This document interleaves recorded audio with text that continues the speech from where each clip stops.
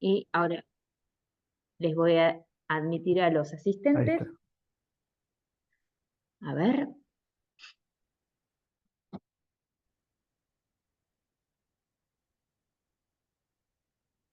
Bien.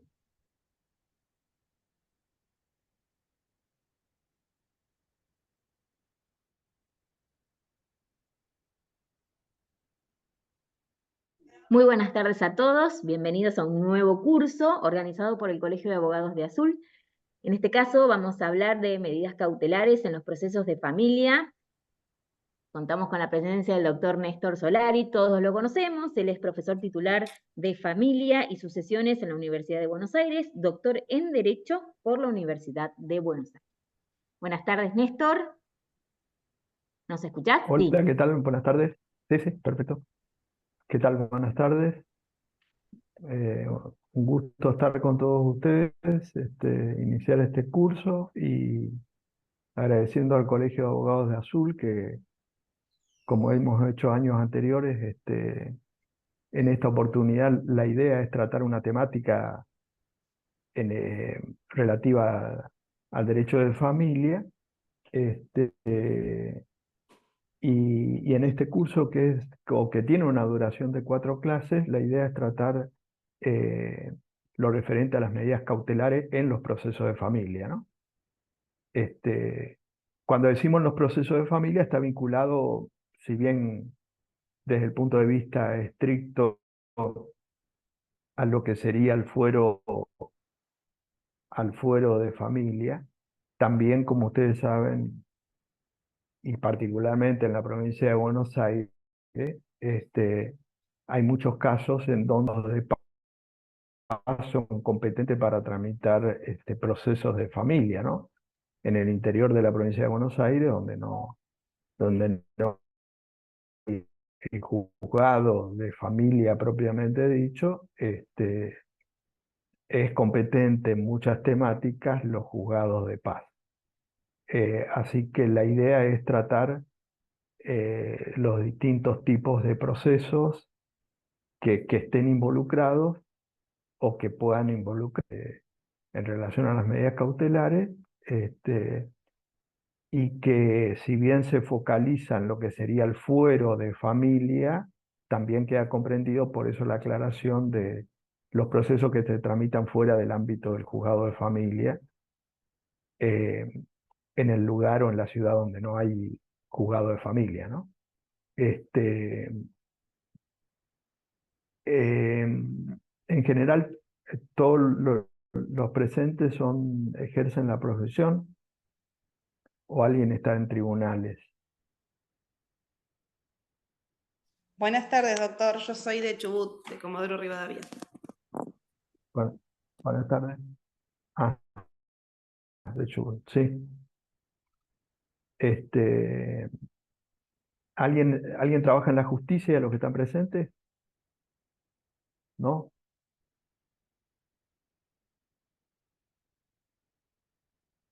O sea que podemos hablar mal de la justicia, no hay problema. En algún momento, digo. Este, y no sé si hay alguna temática particular, algún aspecto que alguno quiera que tratemos en particular que le interese, ya sea por la situación que ejerce o ha tenido o tiene interés, alguna con medidas cautelares, ¿no? ¿Hay alguien que le interese alguna cuestión en particular? Eso también Yo, después, a cualquier mí me cosa, interesaría que, sí, buenas tardes a todos. A mí me interesaría que buenas si se tardes. puede tratar el tema de fraude entre cónyuges, cuando, bueno, obviamente se están divorciando, eh, cuando quieren ocultar bienes que integran la comunidad de ganancias. Bueno, me interesaría que se pueda desarrollar un poco ese tema.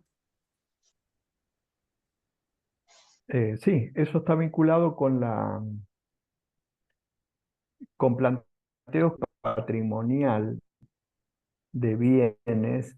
eh, Hay una situación bastante particular que hay que distinguir, en relación a las medidas cautelares, que es cuando estamos en presencia de cónyuges,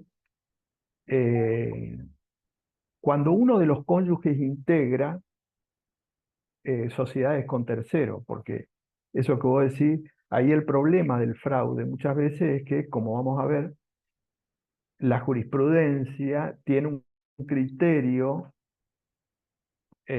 cuando los bienes corresponden, la titularidad registral corresponde a los cónyuges en sí, que ahí no hay problema, pero el tema o la discusión es cuando el cónyuge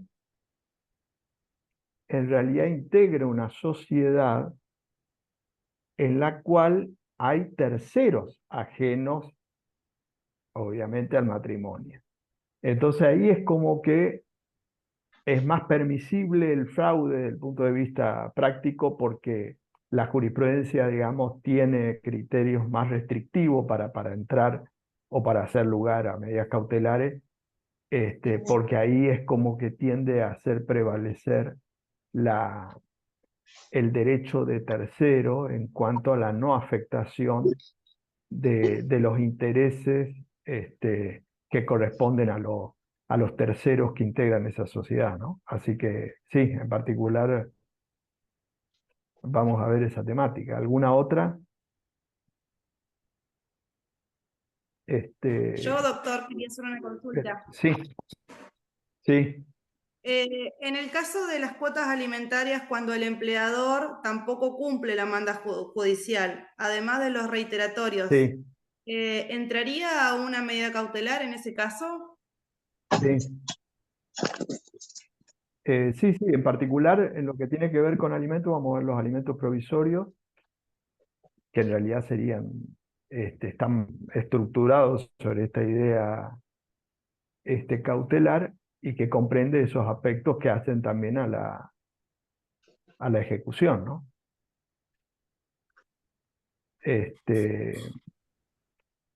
Em, en los distintos temas que vamos tratando, o aspectos que vamos tratando, digamos, el que quiera hacer una pregunta o aclaración o participación, se habilita el audio y lo dice, ¿no? Eso no hay problema.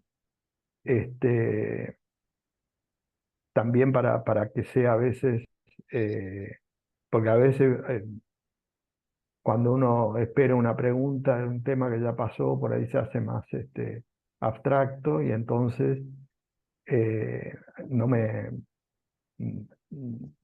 No hay ningún problema en cuanto a interrumpir, digo, en este sentido, así que se habilitan el audio y preguntan, ¿no? En, eh, en particular, eh, el sistema legislativo nuestro, en vigencia del nuevo código, difiere de el sistema anterior en relación a esta temática, ¿no? O derogado.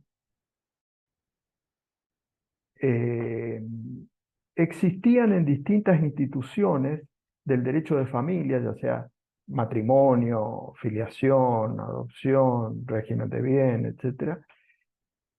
En la normativa de fondo del Código Civil, el entonces Código Civil, existían algunas normas dispersas, cautelares, que estaban contempladas como normas de fondo, obviamente, en el Código Civil.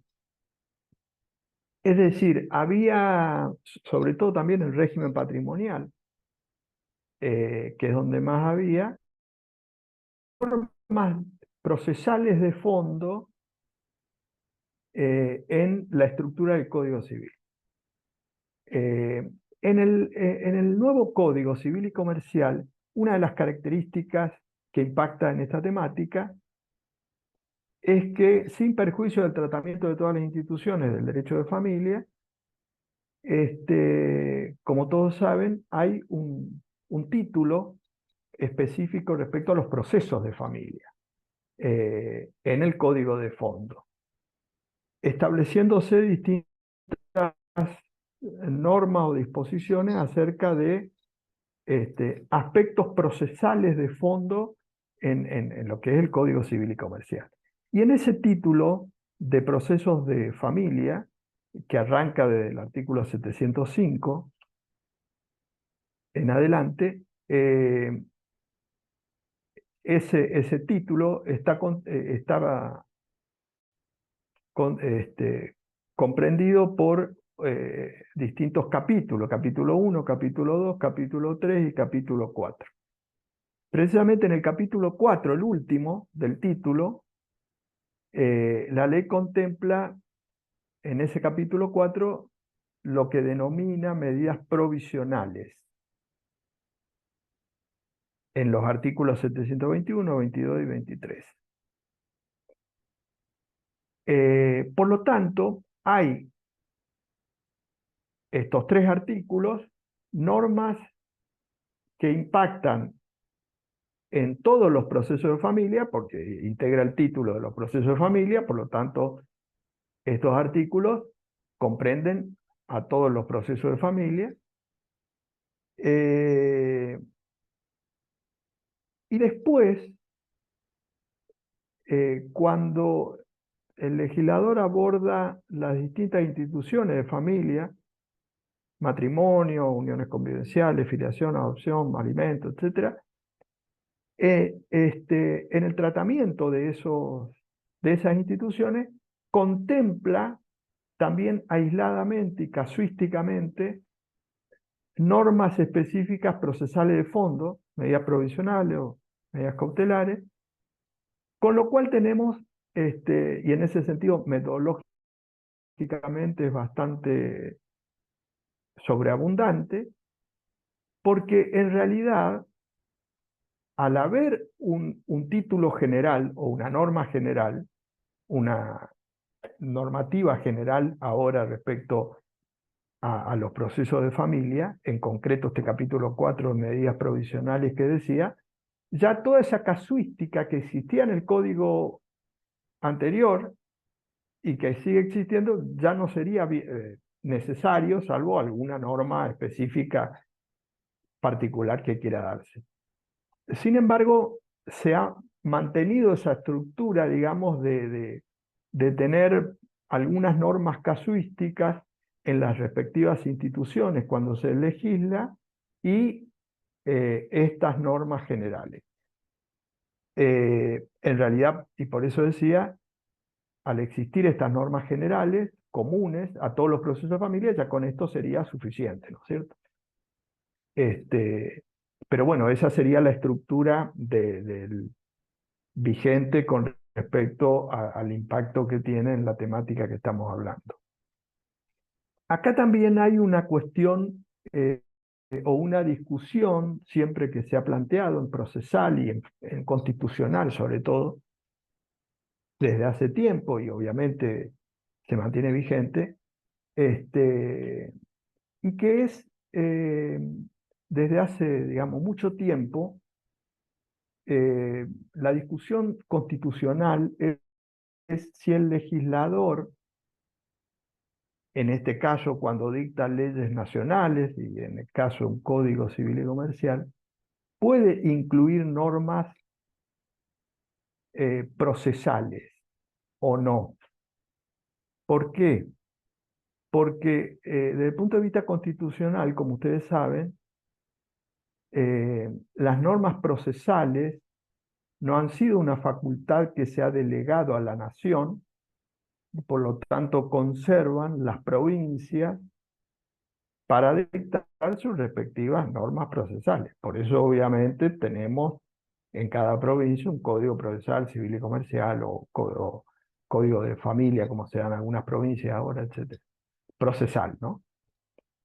Porque obviamente desde el punto de vista constitucional son las provincias las que tienen que dictar sus respectivas leyes procesales.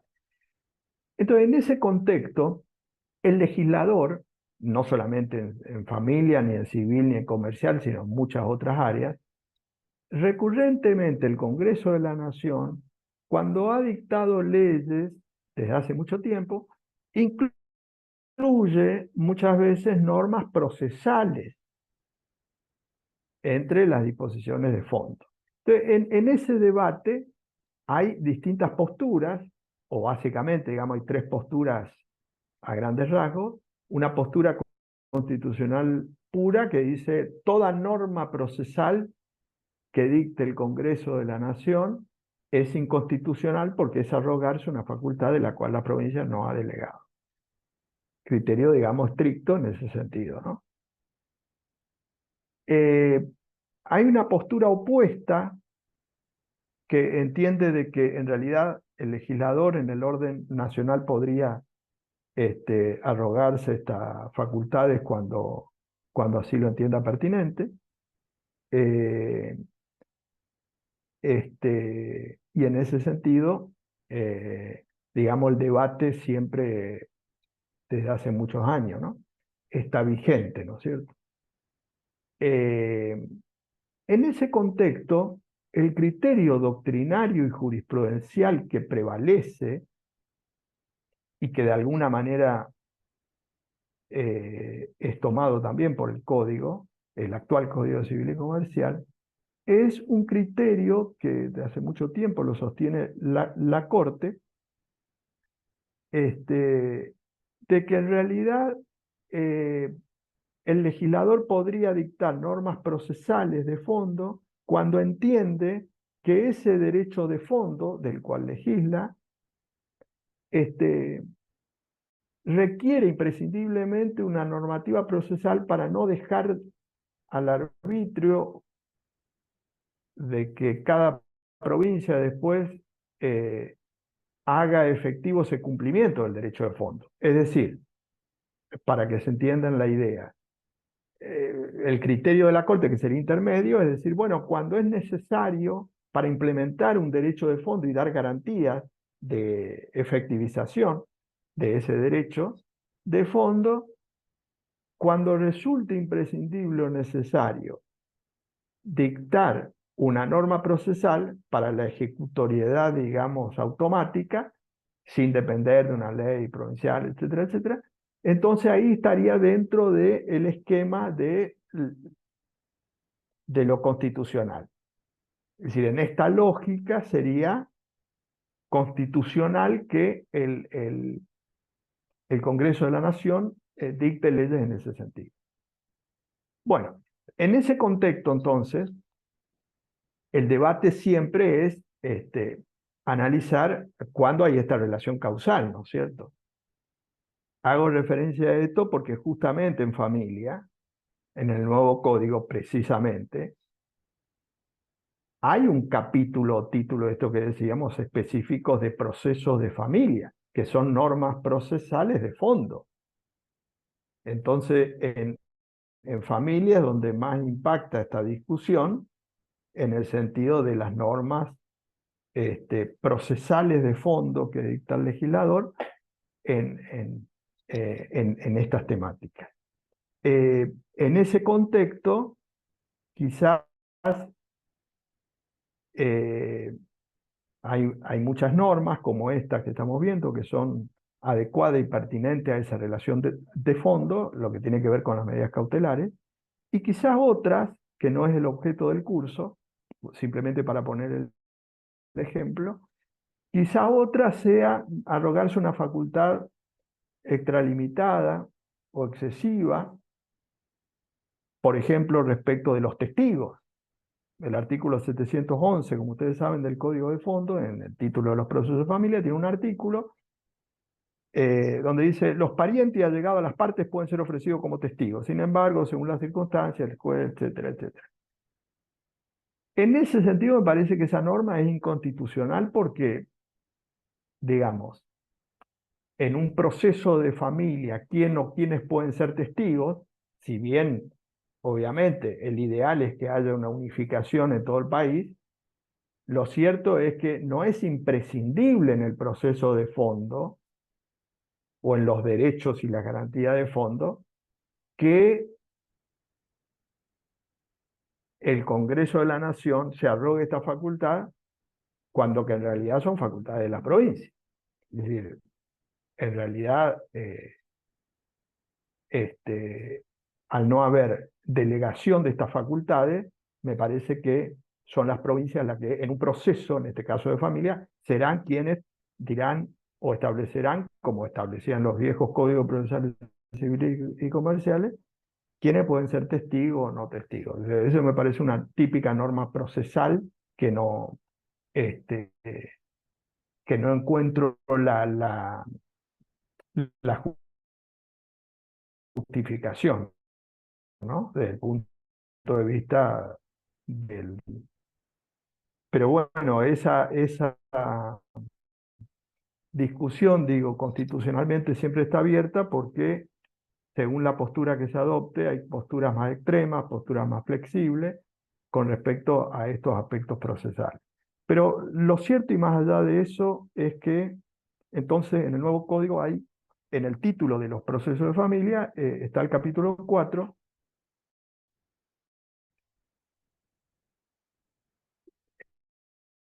denominado medidas provisionales,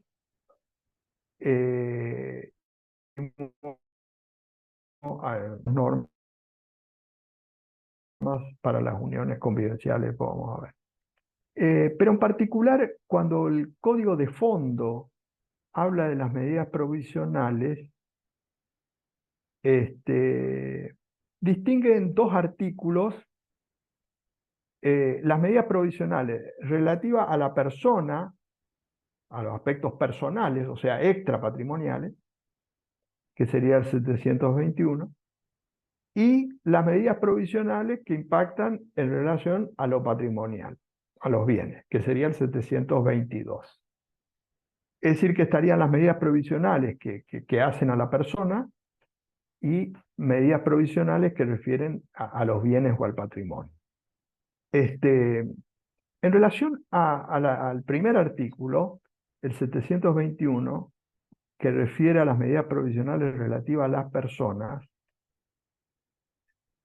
en este caso en el divorcio, en la nulidad de matrimonio, dice, deducida la acción de nulidad o de divorcio, o antes en caso de urgencia, esto es importante, el juez puede tomar las medidas provisionales necesarias para regular las relaciones personales entre los cónyuges y los hijos durante el proceso. Puede especialmente, y ahí refiere a algunos incisos. En el inciso A se refiere a lo que tiene que ver con la vivienda. Dice, determinar, teniendo en cuenta el interés familiar, cuál de los cónyuges ha de continuar en el uso de la vivienda familiar y, previo inventario, qué bienes retira el cónyuge que deja el inmueble. Si acá se refiere en este inciso a dos medidas distintas, haciendo un agrupamiento, digamos, de una sola, pero en realidad son dos cosas distintas. Uno tiene que ver con la atribución de la vivienda. Como todos sabemos, tanto en el divorcio como en el cese de la unión convivencial, entre los efectos del divorcio y el cese de la unión convivencial, está lo que se llama la atribución de la vivienda familiar. Justamente, esa norma de atribución de la vivienda familiar como efectos del divorcio y como efectos del cese de la unión convivencial depende, en el caso del matrimonio, de una sentencia de divorcio, o en su caso de nulidad. Acá, como sabemos, está en trámite, o antes. Es decir, antes de plantear el divorcio, o durante el juicio, ahí viene el planteo eventualmente de esta medida, que es que uno de los cónyuges solicita que se le atribuya la vivienda. Todavía no puede pedir la atribución de la vivienda como efecto del divorcio porque no, procesalmente todavía, obviamente, no se dictó el divorcio. Entonces, frente a esa circunstancia, estaríamos en esta situación en la cual esta medida tendría efecto, o podría tener efecto, si es que prospera, hasta la sentencia de divorcio. Porque ahí en la sentencia de divorcio, en principio, caería la medida cautelar. Porque en el caso de la vivienda, aunque a mí me corresponda la atribución de la vivienda, después del divorcio ya me va a corresponder por los efectos del divorcio, no como medida cautelar. Acá, en esta etapa procesal o en este momento, estamos obviamente en esta situación de una medida provisional. Entonces, uno de los cónyuges pide la atribución de la vivienda. En el caso de jurisprudencial, es muy importante si hay hijos o no hay hijos de la unión. Porque si el que pide la atribución de la vivienda como medida cautelar antes del divorcio, antes del juicio de divorcio, durante la sustanciación del divorcio, antes digo de la sentencia de divorcio, si tiene hijos, el que lo pide, si tiene el cuidado personal, ahí es más automático. Porque ahí en realidad la jurisprudencia, digamos, le atribuye como medida provisional la vivienda al cónyuge que tiene a cargo los hijos.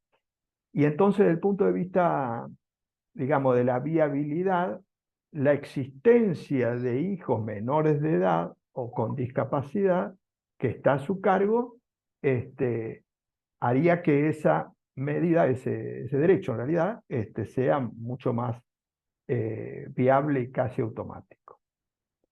Cuando no hay hijos, el que lo pide no tiene hijos menores de edad o a cargo con discapacidad, ahí entonces procesalmente habrá que ver o analizar en cada caso si le corresponde el otorgamiento de la atribución de la vivienda. Y ahí va a depender de las particulares circunstancias en la cual tenga que probar, en este caso, normalmente, que esa haya sido la vivienda sede, o sea, la vivienda sede del hogar común, y que el que lo solicita no tenga otra vivienda donde ir, y en consecuencia, las particularidades, digo, va a depender del caso concreto. Siempre como medida provisoria, ¿no? A su vez, si todavía no se inició el juicio de divorcio, hay mayor exigencia para la jurisprudencia para atribuir la vivienda cuando no hay hijos, ¿no? Si ya se inició el proceso de divorcio, si está en trámite el proceso de divorcio, ahí es más viable. ¿Por qué digo más viable? Porque no nos olvidemos todos los temas, que las medidas provisionales tienen que ver con un derecho de fondo. Entonces, en realidad, en este caso, el juicio de divorcio es importante porque es el que va a establecer la regularización de esa situación de hecho. Vamos a poner los cónyuges si están separados de hecho. El juicio de divorcio lo que le va a dar es la regularización de esa situación en este contexto, ¿no? Eso con respecto a la atribución de la vivienda, siempre como medida cautelar. Y en el mismo inciso dice previo inventario. Es una cuestión que en la práctica normalmente no se suele dar. Doctor, Y en perdón, realidad se trata... Sí, sí. perdón que lo interrumpa antes de que avance. Con eso, con ese tema puntual de Sí. la atribución del hogar, teniendo en cuenta que el cuidado de los hijos es compartido, en principio, ¿no? Sí, ¿Quién de los dos puede, de alguna sí. manera, decir que tiene a su cargo a los hijos? Porque hoy en día la mayoría de los padres están involucrados en la crianza de los hijos, no es como antes que era quizá más común que la mujer estuviera solamente al cuidado de los hijos. ¿Cómo, cuando uno, digamos, plantea, ¿no?, el pedido, además, Sí. qué tipo de prueba ofrece? Eso, gracias. En realidad, desde la vigencia del nuevo código, como bien vos decís, frente a la no convivencia de los progenitores, la ley privilegia el cuidado personal compartido, ¿no es cierto? Que sería la regla general. Ahora, desde la vigencia del nuevo código, en esta temática que estamos viendo, no ha habido un cambio práctico. A ver, para que se entienda. La atribución de la vivienda desde el punto de vista jurisprudencial, tanto como medida provisoria como efecto del divorcio, partimos de la base, del punto de vista práctico, que la que pide mayormente es la cónyuge. ¿Está? La mujer. Eso desde el punto de vista práctico, históricamente. En ese contexto, literalmente, si nosotros aplicáramos el cuidado personal, la mujer, la cónyuge, cuando pide la atribución de la vivienda y tiene hijos menores de edad, en principio estaría en una situación de igualdad respecto de esta situación porque tiene el cuidado personal compartido, ¿no es cierto? Entonces tendría que alegar y probar una circunstancia donde, por ejemplo, tenga el cuidado personal unipersonal, o que en realidad, de hecho, esté viviendo con los hijos menores de edad con ella. Sin embargo, la jurisprudencia desde el punto de vista práctico, y más allá de esta discusión después de si el cuidado personal es compartido, o si será unipersonal o compartido en las variantes que tiene, cuando estamos hablando de la atribución de la vivienda que pide la cónyuge en estos momentos, o sea, durante la separación de hecho y aún durante la sustanciación del juicio de divorcio, cuando acredita que está con los hijos, no se discute esa situación en principio del cuidado personal acá, sino que se le atribuye. Por lo tanto, después, en un régimen de cuidado personal, comunicación, etcétera, que se debatirá el tema, digo, y a ver si se entiende por lo que digo, no impacta acá en tener ella que probar formalmente que tiene judicialmente un cuidado personal, un cuidado de los hijos en forma unipersonal. No se le Doctor, requiere en este caso. Sí, de todas maneras, el sí. régimen podría ser indistinto y tener residencia principal con la mamá, ¿verdad? Los chicos. Por eso, sea indistinto o alternado, Ujú. el hecho que sea compartido, indistinto, alternado o unipersonal, en la atribución de la vivienda, acá cuando se pide como medida cautelar, estamos hablando, no se entra a debatir eso, en el sentido de que, digamos, no hay, cuando hablamos de la verosimilitud del derecho, en el sentido de que estamos diciendo, la jurisprudencia no le requiere una sentencia judicial donde le dé ese cuidado personal. ¿Se entiende? En ese sentido no ha impactado acá ningún cambio en relación a esto, favorable a la mujer que lo pide, obviamente, porque no es que es un requisito que tiene que acreditar en estas condiciones. Basta que esté, de hecho, obviamente si está de derecho, en el sentido que tiene una resolución en este sentido, mucho más evidente, pero digo, no se requiere que tenga formalmente ya en un juicio de cuidado personal la atribución de ese régimen, ¿no? ¿Qué otra cuestión sobre esto? A mí se me ocurre que si los dos cónyuges solicitaran a la vez la atribución, que fuera Sí, reciente, sobre todo que fuera reciente la separación de hecho, por una cuestión de perspectiva de género, se le atribuiría a la mujer, sí, ¿no? el impacto práctico, por eso decía recién, es normalmente, como la que mayor veces lo pide a la atribución de la vivienda es la mujer,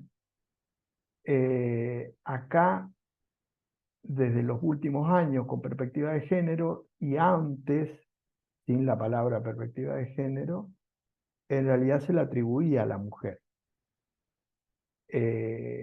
Con lo cual, si bien la ley digo acá en el código, no está... Cuando digo la ley y el código, digo porque acá hay una cuestión que tiene que ver con varios aspectos que vamos a ver en esto que vos decís de perspectiva de género, tanto en la atribución de la vivienda como en alimentos. Mayormente, históricamente, la que pide es la mujer. En ese contexto, en el Código Civil y Comercial, cuando se legisla sobre la atribución de la vivienda o en el caso de alimentos, fíjense que el legislador en el orden interno, 2015, nuevo el código, no tiene ninguna normativa específica con perspectiva de género. Cosa que es importante esto porque cuando normalmente nosotros hablamos de perspectiva de género y hacemos referencia a esta temática en muchas sentencias judiciales que en los procesos de familia se aplica perspectiva de género, es justamente la perspectiva de género focalizada en el ámbito judicial. Es decir, hay en la comunidad jurídica, digamos, una limitación, si se quiere, en referir a la perspectiva de género en las sentencias judiciales. Bienvenido sea, obviamente. Pero la sentencia judicial es la medida de última ratio.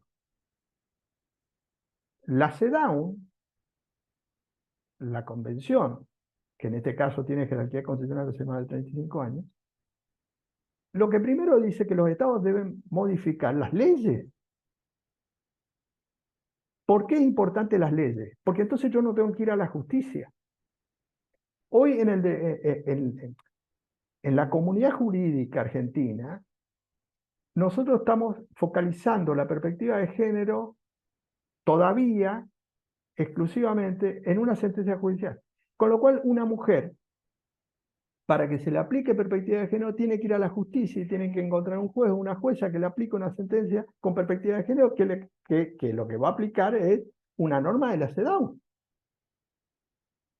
Porque resulta que de las normas internas, atribución de la vivienda, alimentos, no hay ninguna norma ni en la legitimación activa, ni en la prueba, ni en la caducidad, ni en el tiempo, ni en la presunción con perspectiva de género, que es lo que tuvo que haber puesto el legislador. Y bienvenido después la perspectiva de género desde el punto de vista judicial. En ese sentido, no hay ninguna norma en la vivienda, acá de que estamos hablando, en la cual, digamos, se tenga una perspectiva de género. Sin embargo, la jurisprudencia, ahí vamos otra vez a lo que decimos, desde el punto de vista práctico, tiene focalizado claramente y muchas veces otorga esta circunstancia que decíamos con perspectiva de género. Ahí lo que falta es, en el orden legislativo, avanzar sobre la perspectiva de género, que eso en las relaciones de familia, en el nuevo código, es como que estuvo ausente. Entonces hoy nos encontramos cada vez con más sentencias o fallos con perspectiva de género, pero con una sentencia judicial. Hay muchas personas que no pueden, porque obviamente el acceso a la justicia, el costo, el tiempo, estamos hablando que una mujer que pueda ir a la justicia, pueda transitar un proceso, pueda quedar firme, bienvenido sea en ese caso la sentencia.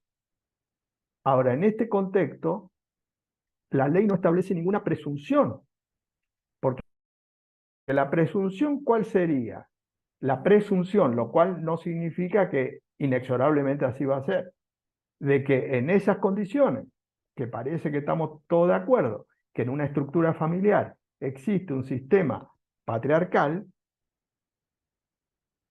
en ese contexto, frente a la ruptura, frente a comedia cautelar primero y después frente al divorcio, en el caso del matrimonio y en la de unión convivencial en el cese, la presunción sería otorgar a la mujer.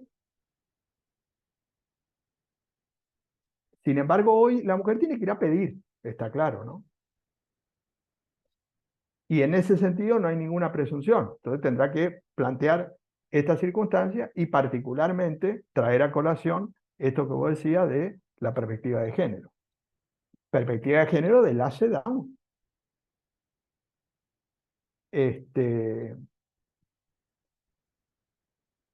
En ese contexto, decía, sociológicamente, la jurisprudencia, dado que la legitimación activa, en su gran mayoría, la que pide es la mujer, ahí es más fácil de visualizar la perspectiva de género.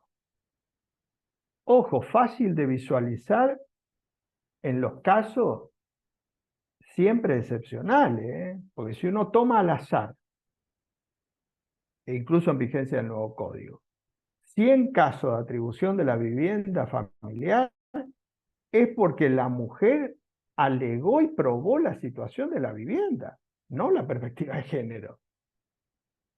Ojo,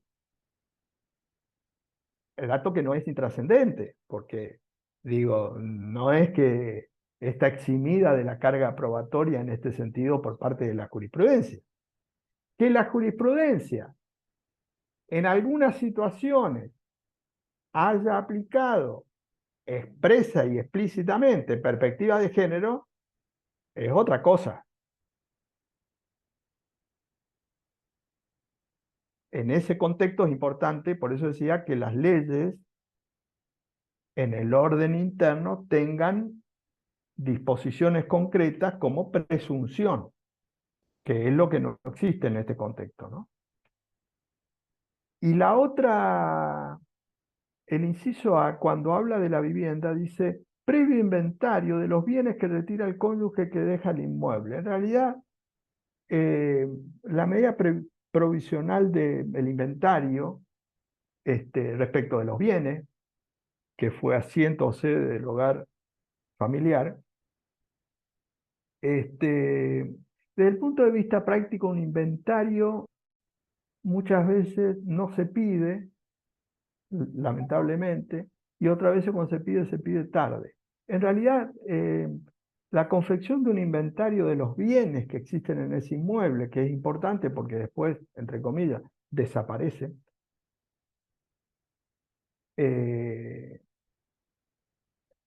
ha sido visualizado mucho en las leyes de violencia familiar en general y perspectiva de violencia de género en particular. Entre las medidas cautelares, digamos, obviamente respecto a la víctima, en lo que hace a lo patrimonial, las leyes provinciales de violencia familiar desde la década del 90, más allá de lo que refiere a la persona, es decir, la integridad física y psíquica de la persona, que es lo más importante en el caso de violencia, ahí se visualizó mucho la medida cautelar del tema del inventario. Porque ¿cuál era el problema práctico pre-leyes violencia familiar? Que en el divorcio, o en el caso si fuera una unión convivencial, antes concubinato, más allá de quién quedara en la vivienda, era muy común que después, por ejemplo en el régimen patrimonial, cuando se pedía la liquidación del régimen, uno de los cónyuges planteaba de que en esa vivienda había determinados bienes, valores, etcétera, etcétera. Y que en realidad ya no estaban más. Claro, esto depende obviamente de los valores de esos bienes no registrables, pero muchas veces en una vivienda donde tiene un valor significativo, más allá del inmueble, digo, tiene cosas de valor. Muchas veces esas circunstancias, cuando hay una ruptura, el que queda en la vivienda, en realidad hace desaparecer muchos bienes muebles o valores, etcétera, etcétera.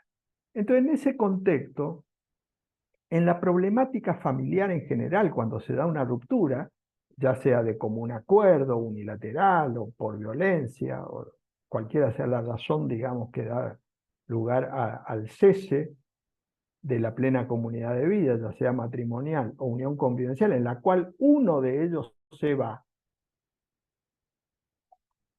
cuando no se plantea el juicio de fondo,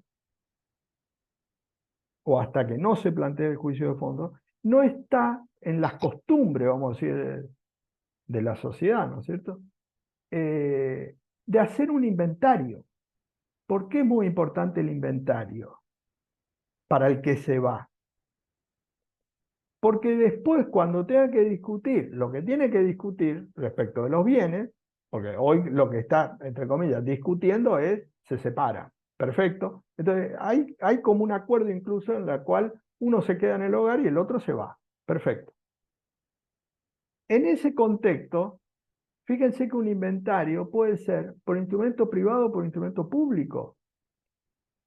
Es decir, yo podría hacer un inventario de los bienes o valores, o alguno de los valores que quedan en esa vivienda, y en ese caso hacerlo los dos extrajudicialmente. Ese inventario, en un juicio posterior, en principio tiene plena prueba, porque implica una confesión de los dos. Eso sería lo deseable, lo que pasa es que la gente no lo hace a esto. Y entonces cuando procesalmente se inicia la medida cautelar o medida provisional del inventario, ya desapareció. El delay, digamos, de tiempo entre que se fue y dijo voy a hacer un inventario, ya desapareció o ya no está ese bien, esos valores o lo que fuere.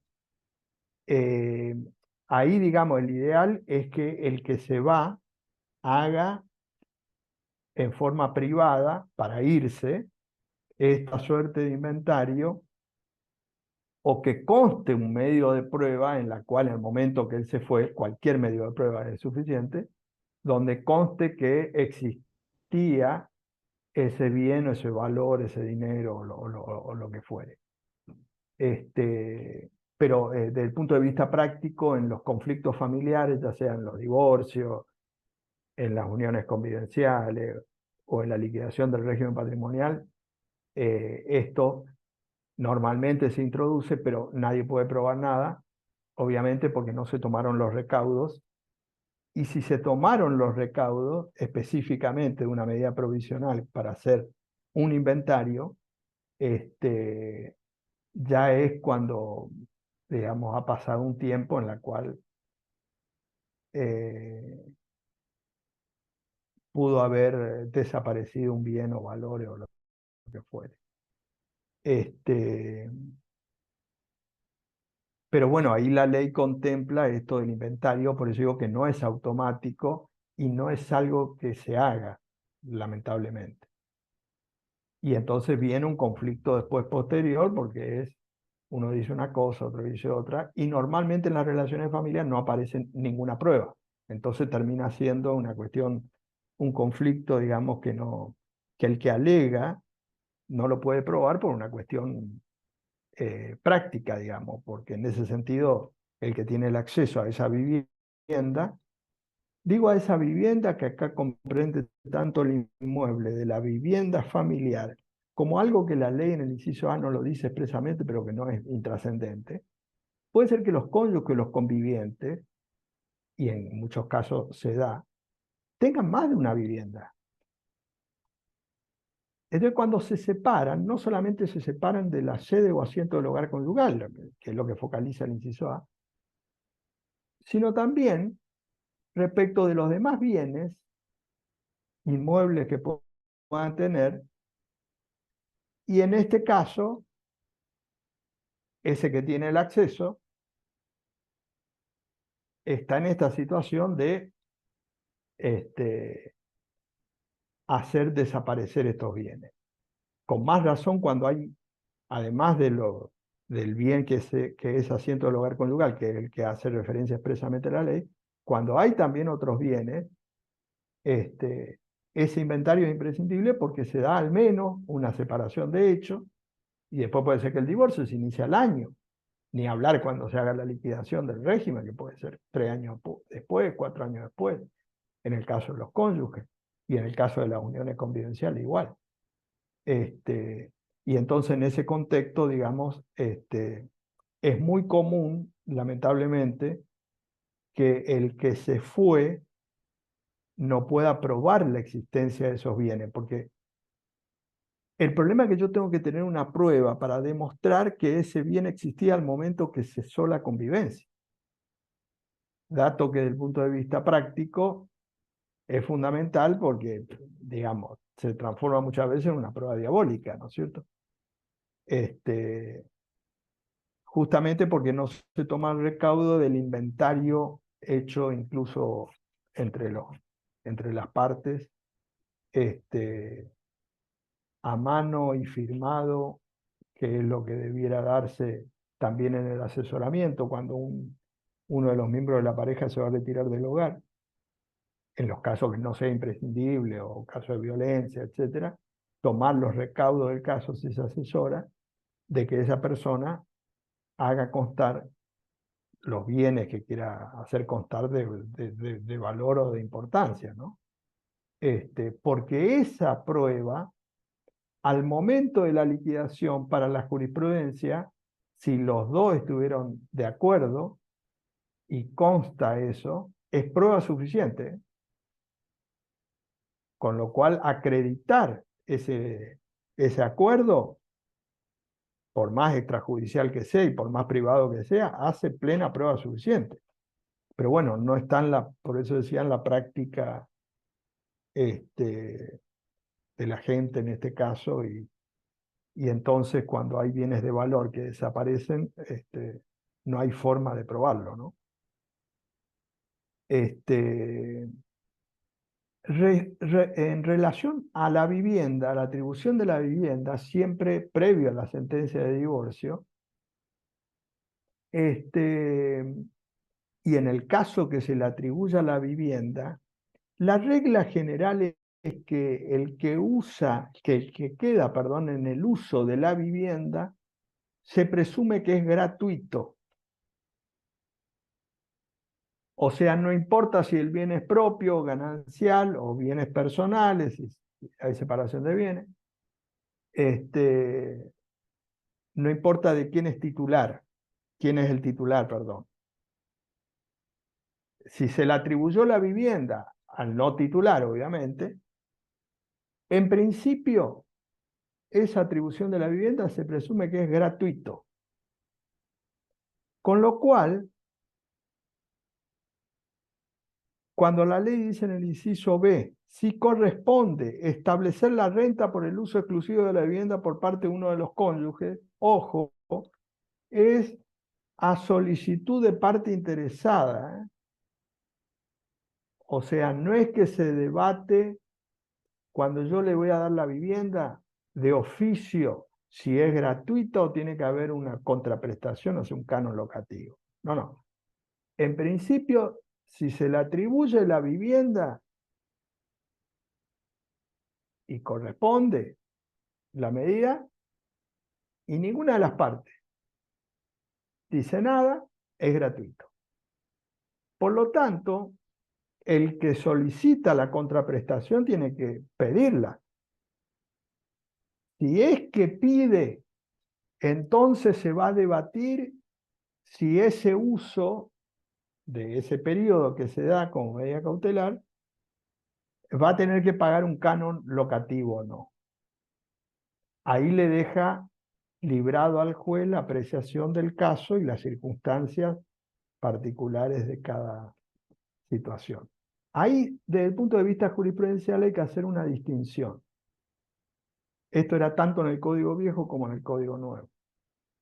Cuando, si bien la ley no distingue si hay hijos o no hay hijos, es decir, si el que se le atribuyó la vivienda tiene a cargo los hijos o no, en punto a esto de la renta, digo, la gratuidad o la contraprestación, la jurisprudencia si a quien se le atribuyó la vivienda tiene a cargo los hijos menores o incapaces, que es en la mayoría de los casos, la jurisprudencia es muy excepcional que haga lugar a una renta, aunque la pida el otro. En general, la jurisprudencia, digamos, convalida la gratuidad. El tema de la renta o la posibilidad de la contraprestación, una vez introducida, en la jurisprudencia recién aparece como posible y teniendo en cuenta la particularidad del caso cuando no hay hijos menores incapaces. Ahí en ese caso sí va a depender de las condiciones particulares de cada uno de ellos si establece o no una contraprestación. Ahí, digamos, no hay una regla absoluta o general, ¿no es cierto?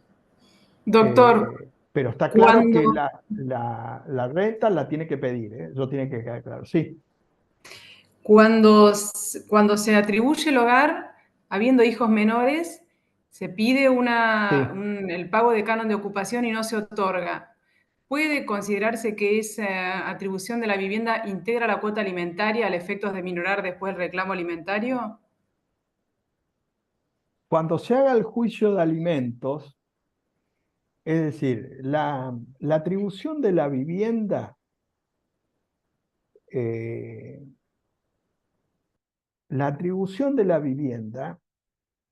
es una institución independiente y separada de los alimentos.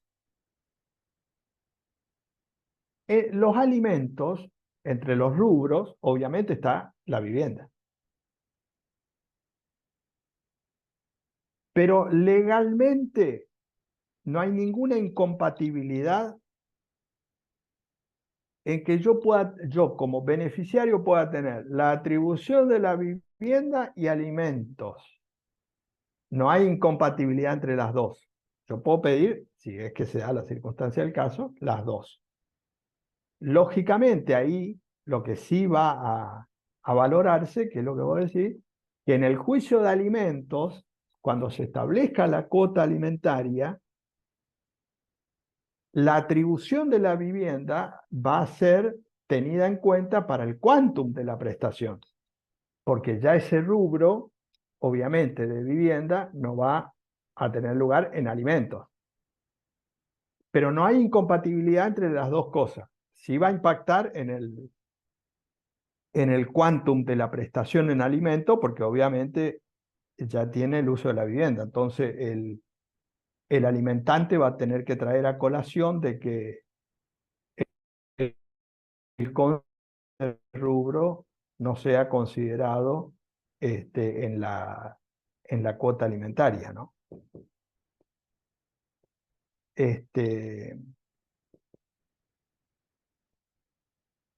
El inciso C, como norma separada de la refiere a ordenar la entrega de los objetos de uso personal. Que esto también es una problemática que se da muchas veces, y volvemos otra vez a lo mismo de la prueba, es decir, el que se va del hogar, incluso en forma voluntaria, frente a una ruptura, bueno, después cuando pretende la restitución de sus bienes de uso personal, digamos, no están o más que no le quiere dar, porque el problema que no le quiera dar es yo pido judicialmente y me lo da. El problema no está ahí. El problema está en que, como decía recién, cuando legalmente va a pedir la entrega de los objetos de uso personal, ya no están más. Ese es el problema. La acción yo la tengo como medida provisional para pedir que me entregue mis cosas. Eso está claro y no hay ninguna discusión. El tema es que desde el punto de vista práctico lo que desaparece muchas veces, entre comillas, desaparece esos objetos de uso personal o muchos objetos de uso personal. ahí también, digamos, por eso digo, desde el punto de vista probatorio, es complicado porque puede decir, bueno, yo tenía tantos objetos de uso personal y ya no están. Y bueno, ¿y cómo pruebo que estaban? Ahí no hay ninguna cuestión posible para probar, mejor dicho, si no hay prueba, no hay ninguna cuestión que yo pueda condenar a esa persona que me entregue algo que no está, que es una problemática específica, obviamente, en las relaciones de familia y que muchas veces lleva a un conflicto permanente de acciones, etcétera, pero que no tiene prueba, o sea, o está ausente del valor probatorio, ¿no?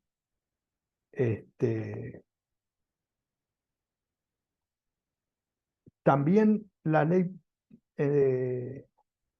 entiende de que entre estas cuestiones personales,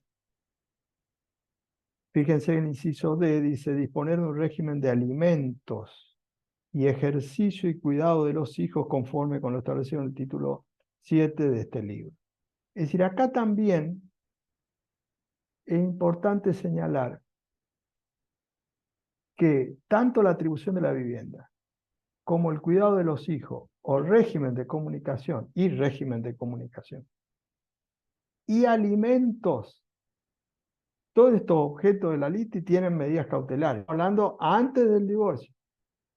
Porque esto que alguien preguntaba recién, cuando hablábamos del cuidado personal o de la atribución frente a la no convivencia de los progenitores del cuidado personal, como sabemos, cuando la ley legisla sobre estos aspectos, a partir del 648 en adelante, es cuando ya tiene, obviamente, un derecho de fondo que ha planteado y que se ha establecido ese régimen de cuidado personal compartido o unilateral y un régimen de comunicación si correspondiera. Eso será oportunamente planteado como derecho de fondo, vamos a decir. Pero la ley prevé, obviamente con una exigencia de prueba mucho menor, con medida provisional, que se pueda dictar este cuidado personal provisorio o un régimen de comunicación provisorio, lo cual no significa de que después sea alterado. Ahí lo que cambia en este inciso D y el régimen de fondo común y ordinario es que en el régimen de fondo para el cuidado personal, etcétera, va a haber todos los medios de prueba, etcétera, un juicio como cualquier otro juicio. Acá, en este caso, lo que se prevé es una resolución como medida provisoria y, por lo tanto, con elementos de prueba mucho más precarios y mucho más flexible, ¿no?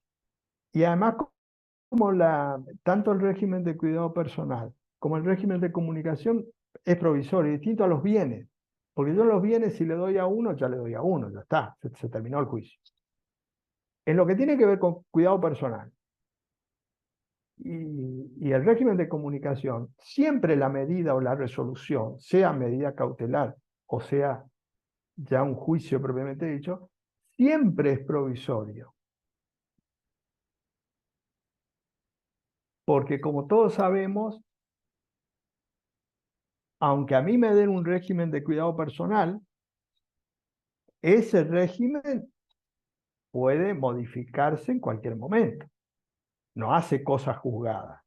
Lo mismo un régimen de comunicación. A mí me otorgan un régimen de comunicación, no significa de que en el futuro eventualmente pueda cambiar eso.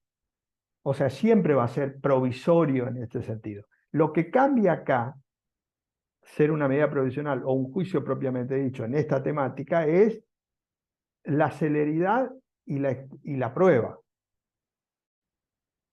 Porque para el cuidado, cuando estoy en el derecho de fondo, ese cuidado personal sobre todo, y aún el régimen de comunicación, pero más que nada el cuidado personal, hay todo un mecanismo probatorio que es importante para que el juez después diga, bueno, finalmente un régimen de cuidado personal compartido, unipersonal o en la modalidad indistinta, etc. Es decir, está basado en un sistema probatorio que lleva todo un tiempo, etcétera, etcétera. La diferencia con eso, en la medida cautelar en general, la prueba es muy escasa.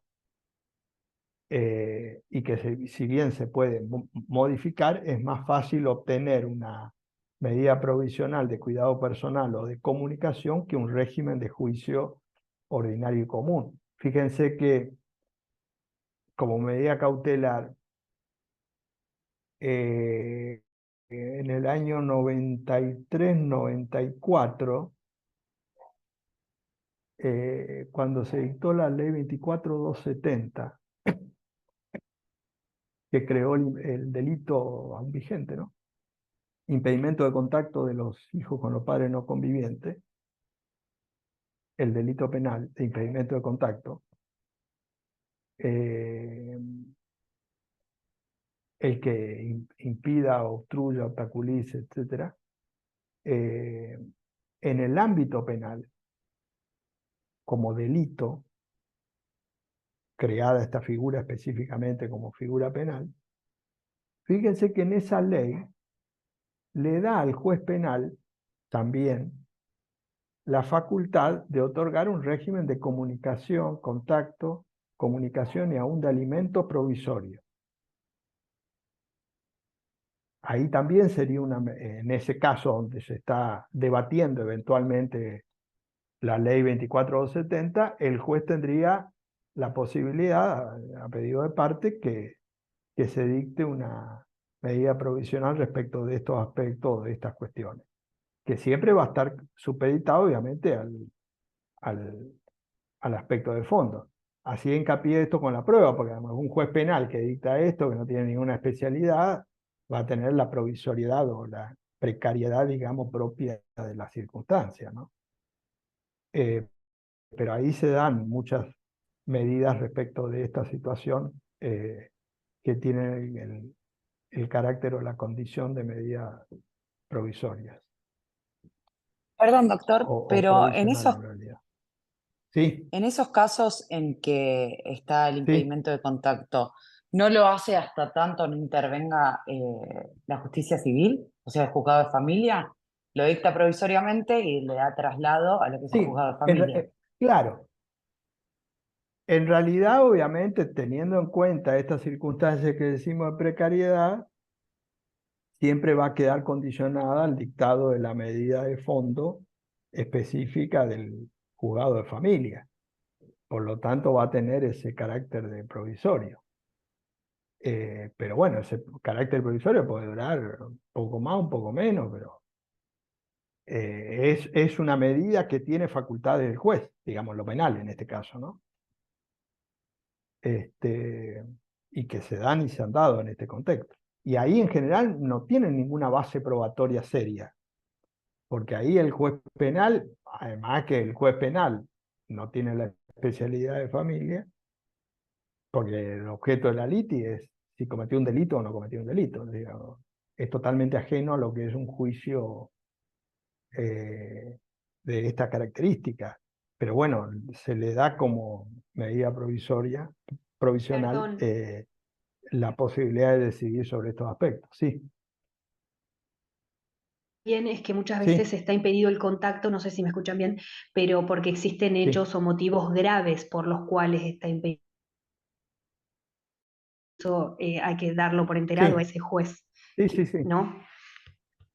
Sí, sí, No sé, después no vamos a se hacer cruza hincapié mucho la ley. en ese aspecto más específico, claro, respecto a ese régimen de comunicación o cuándo se puede suspender, etcétera, que es un tema que también tiene que ver con medidas cautelares, pero no quería entrar en ese tema específicamente para verlo después, pero lo que quería hacer esta referencia es digamos, la facultad que tiene el juez a un penal para dictar esta medida, ¿no? Obviamente esta medida, con toda la precariedad que eso significa, es mucho más fácil que un juez de familia lo revierte, porque esto es lo que suele pasar. Es decir, no es como a ver, un juez, a ver, para que se entienda en este caso gráficamente. es más fácil que un juez, vamos a suponer un juzgado de familia, modifique un régimen de cuidado personal, de comunicación o mismo de alimentos, dictado por un juez penal en el marco de la 24270, es más fácil modificar eso que modificar un régimen que fue dictado por un juzgado de familia.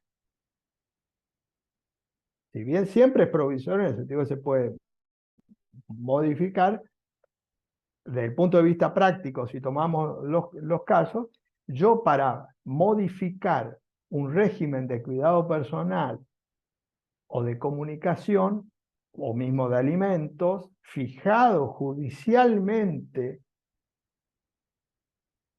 tengo que alegar y probar fuertemente. O sea, no es que digo, ahora quiero tal cosa, entonces ayer era esto, ahora otra. No, no. Si bien es modificable, está claro que siempre está dado en este contexto que decíamos de alegar y probar. En cambio, la resolución en lo penal, no digo que no sea judicial o que no tenga ningún valor, pero en general, desde el punto de vista práctico, es más fácil modificarlo porque, vuelvo a repetir, esas medidas penales en general es sin ninguna prueba muchas veces.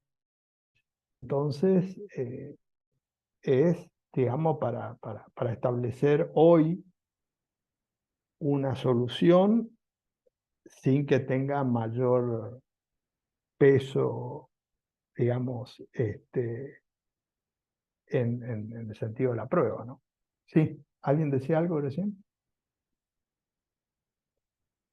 Yo quería preguntar si estas medidas, bueno, agregando algo a las denuncias penales por impedimento, tengo entendido que la mayoría de las veces el fuero penal se declara como fuero de excepción y te manda a la vía de familia primero para que intentes todas las Sí, acciones posibles allí y después, en todo caso, sí, abrirían una IPP.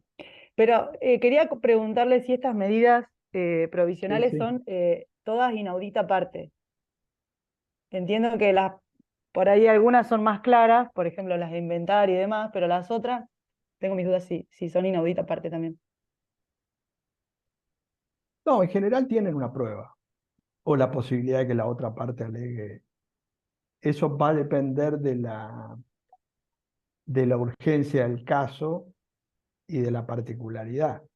Pero podría darse inaudita parte, podría darse en estas circunstancias, porque muchas son con esta característica, digamos.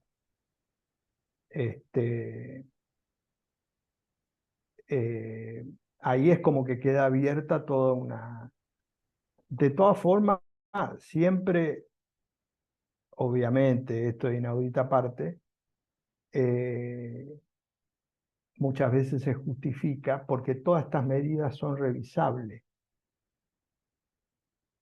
Entonces, es como que hay una tendencia en el fuero de familia en relación a estas cuestiones de dar, es como decir, a ver, de dar una solución inmediata, digamos, y que si bien la otra parte tiene otro interés legítimo, obviamente, como son cuestiones totalmente provisorias y revisables, digamos, no afectaría mucho de esa circunstancia, ¿no? Pero bueno, eso también depende, por eso digo, de la exigencia o del criterio por ahí de los juzgados, ¿no? ¿Qué otra pregunta sobre esto?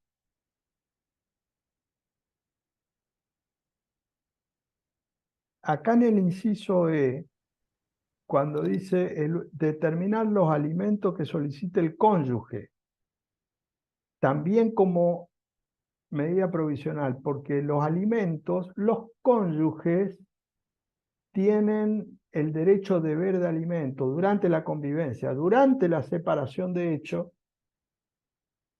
y aún después del divorcio. Acá la jurisprudencia es favorable a dar alimentos, estamos hablando entre cónyuges, no de los hijos.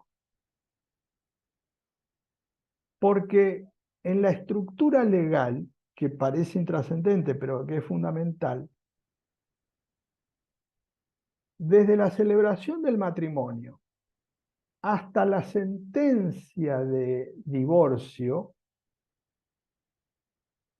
es decir, hasta que se extingue el vínculo matrimonial, la regla general es los alimentos entre cónyuges, incluso durante la separación de hecho.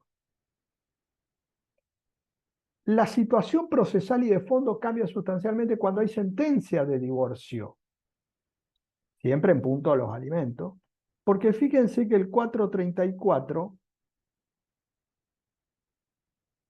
porque yo como medida provisional, cuando pido alimento porque soy cónyuge, porque tengo título. Por lo tanto, hasta que no haya sentencia de divorcio, la regla general es los alimentos. Entonces ahí, digamos, los alimentos como medida provisional es fácilmente otorgable porque en realidad le corresponde al cónyuge, por más que esté separado de hecho y aún por más que esté en proceso de divorcio. Ahora, cuando hay sentencia de divorcio, en este sentido cambia sustancialmente el derecho de fondo y por lo tanto esos alimentos, porque el 434, el artículo 434, cuando dice alimentos posteriores al divorcio, las prestaciones alimentarias pueden ser fijadas después del divorcio. Y dicen dos casos. Pero ahí la regla general cambia porque con la sentencia de divorcio cesa la obligación alimentaria. O sea, la regla general es que con la sentencia de divorcio ya no hay más deber alimentario entre cónyuges. El deber alimentario entre cónyuges es la excepción, que son en dos casos, que tiene que darse el inciso A o B. Entonces, hasta tanto yo no tenga sentencia de divorcio, que es lo que estamos hablando, yo estoy en la categoría del derecho de deber alimentario. Entonces ahí la jurisprudencia es propensa, o es con respecto, digo, al otorgamiento de los alimentos, estamos hablando entre cónyuges, no de los hijos, eso es otra cosa, para el otorgamiento de los alimentos si uno pide como medida cautelar. Mientras no haya sentencia de divorcio, ahí es más automático los alimentos. En todo caso, se discutirá o estará en discusión el quantum de la prestación, pero no la viabilidad. Y esta sí es una diferencia esencial como medida provisional en este inciso que no sería aplicable para el caso de los convivientes, porque fíjense que el artículo 723, el tercero de esos tres artículos que dije, de medidas provisionales, dice, los artículos 721 y 722, este 721 que estamos viendo, que son los que refieren a la persona, son aplicables a las uniones convivenciales en cuanto sean pertinentes. Entonces, todo lo que nosotros dijimos del cónyuge es aplicable en inciso A. Si hay unión convivencial, porque puede pedir también el conviviente. Cuando hablo de unión convivencial es acá tanto la unión convivencial registrada como no registrada. O sea, cualquiera de las especies. Tiene el derecho a pedir la atribución de la vivienda, al inventario, etcétera, todo el inciso A. Todo el inciso B, lo mismo esto de la renta, no hay ninguna diferencia con el cónyuge. Todo el inciso C, lo mismo la entrega de los objetos de uso personal. Ni hablar respecto del D, que tiene que ver si tienen hijos, porque ese es el derecho de los hijos, entonces tanto cónyuge como convivientes pueden plantear como medida provisional. Pero el inciso E, ahí hay un tema. Por eso hacía la relación hoy, antes y después del divorcio. Porque en la unión convivencial, cuando se reclaman los alimentos, cesada la unión convivencial, en el derecho argentino ya no hay más alimentos. Entonces, si cesó la convivencia de la unión convivencial, ¿no?, que es donde se pide alimentos, donde se pretende pedir los derechos, si hay convivencia, digamos, puede haber un juicio de alimentos, pero digo, lo mismo entre cónyuges. Los casos de juicio de alimentos que aparecen entre cónyuges, cuando por lo menos están separados de hecho. Si están en normal convivencia, es difícil. En el régimen actual, con respecto a los alimentos, los convivientes tienen una situación muy distinta a los cónyuges. Porque durante la convivencia, durante la plena comunidad de vida de los convivientes, en el sentido más favorable, habría alimento por el deber de asistencia, porque la ley no habla de alimentos entre convivientes específicamente, en los efectos de las uniones convivenciales. Habla del deber de asistencia. En el deber de asistencia ahí hay dos posturas, doctrinaria y jurisprudencial, porque dice el deber de asistencia es genérico y por lo tanto comprende también alimentos como especie. Ahora, ¿cuál es la contracara de algunos que sostienen no, la asistencia no es lo mismo que los alimentos? ¿Cuál es el argumento legal? Que entre cónyuges, cuando la ley refiere a los deberes, distingue asistencia de alimentos. O sea, entre cónyuges expresamente dice, se deben asistencia y por otro lado, alimentos. Entonces ese argumento muchos utilizan para decir, no, entre convivientes no hay alimentos, porque solamente habla de asistencia. Y entre cónyuges está hablando de asistencia y alimentos. Pero vamos a suponer el sentido más favorable, que sería que haya alimentos. Esa discusión está enfrascada durante la convivencia. Es decir, esto que dije recién es una discusión de si tiene alimentos o no durante la plena comunidad de vida, mientras subsista la unión convivencial. Pero si cesa la unión convivencial, que es cuando verdaderamente se pretende reclamar, cuando cesa la unión convivencial, para la ley, para el Código Civil y Comercial, no hay alimentos. Ahí se diferencia sustancialmente del divorcio, porque en el divorcio hay dos casos, que los alimentos del cónyuge enfermo, del inciso A, del 434, y los alimentos de toda necesidad, que es lo más común entre cónyuges. Ya divorciado. O sea, los alimentos entre cónyuges post-divorcio. Entre convivientes no hay alimento.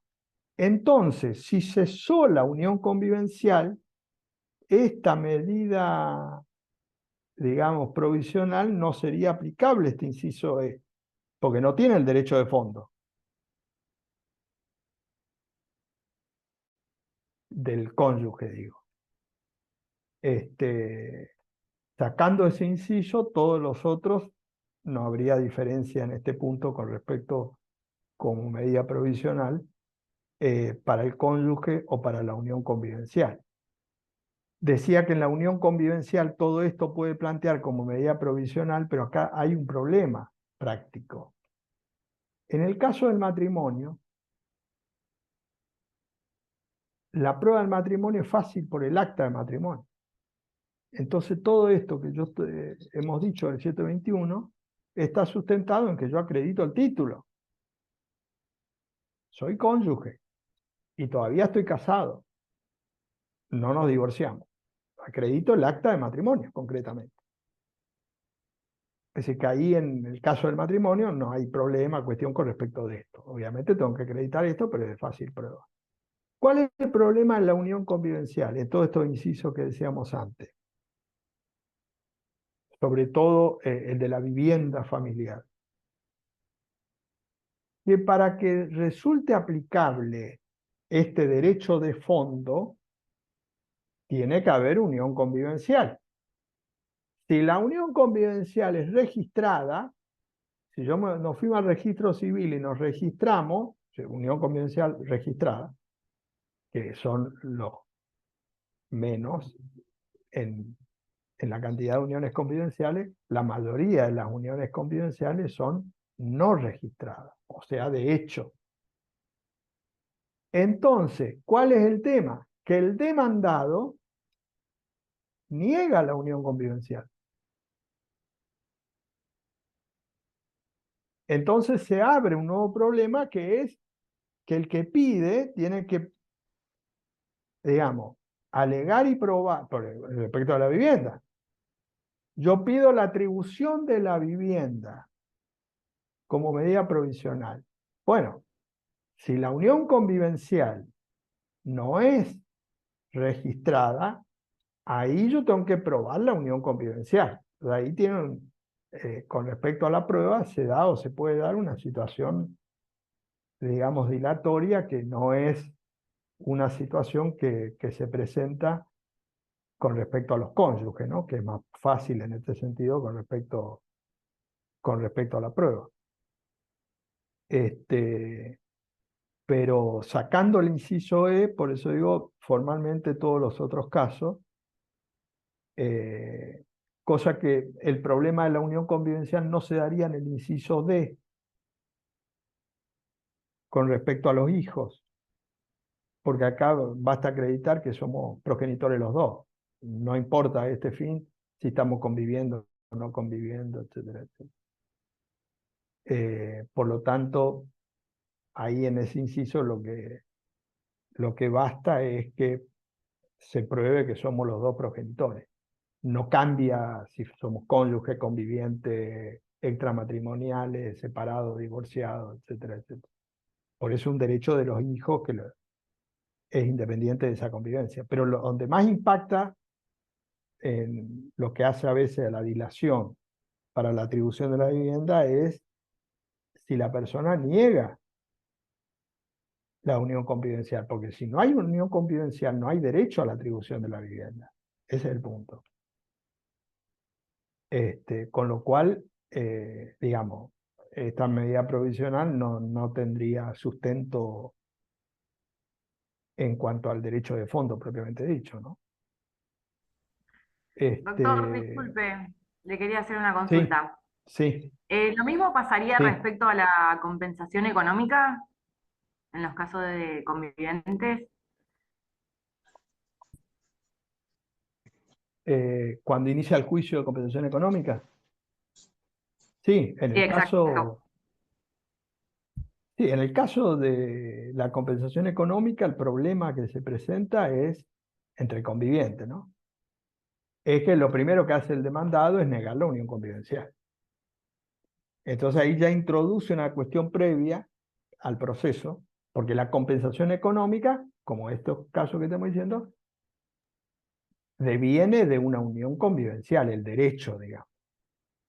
Entonces, la primera estrategia o recurso procesal del demandado es negar cuando no está registrada.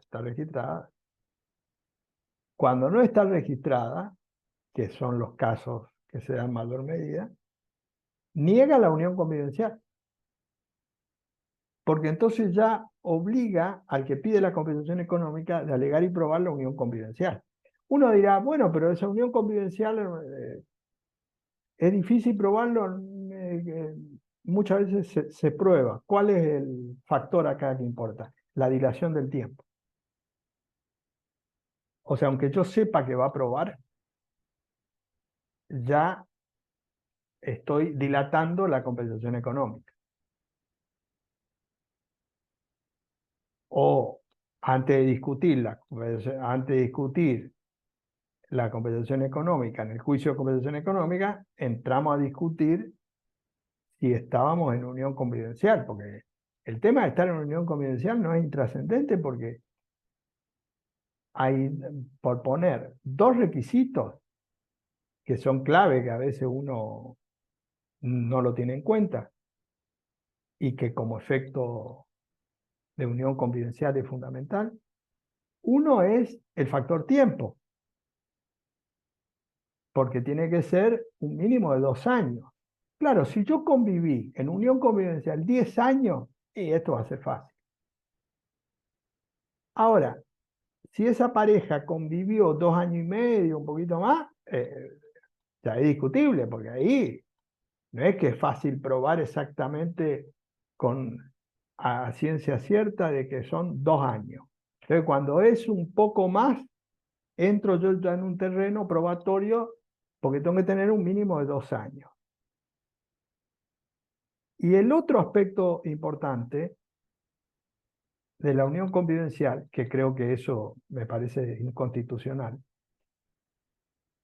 que me impide reclamar el derecho porque no estaría legalmente en unión convivencial, que es cuando uno o ambos, uno normalmente tiene impedimento de ligamen. Caso que se dan muchos casos en la Argentina. Es decir, a ver si se entiende, yo me voy a convivir con una mujer que está casada, separada de hecho, de su marido. Nunca hizo el divorcio. Ya está separada de hecho. Bueno, nos vamos e iniciamos una convivencia. Y convivimos 8 años. 8 años. Somos pareja, convivimos 8 años. Nos separamos. Fíjense que legalmente no hay unión convivencial. Y no hay ninguno de los derechos derivados de las uniones convivenciales. En consecuencia, no hay compensación económica. Digo, es inconstitucional porque el requisito del impedimento de ligamen sería razonable para registrar la unión convivencial. Ahí sí es lógico. Porque el Estado, es como yo estoy casado, me quiero volver a casar, me tengo que divorciar. O sea, el Estado no puede tener un registro donde a la vez están vigentes 2 matrimonios. Inversamente, sería ilógico que el registro civil, o sea, el Estado, tenga 2 uniones convivenciales vigentes de una misma persona. Es decir, que yo esté conviviendo con una persona y después registro otra unión conviviendo con otra persona vigente esta. Ahí sí es lógico que para esta segunda registro me diga, usted no tiene que tener impedimento de ligamen, ni otra unión convivencial. Es lógico, porque hay un título del Estado. Pero el Estado no me puede dar un doble título respecto vigente en este sentido. Ahora, el impedimento de ligamen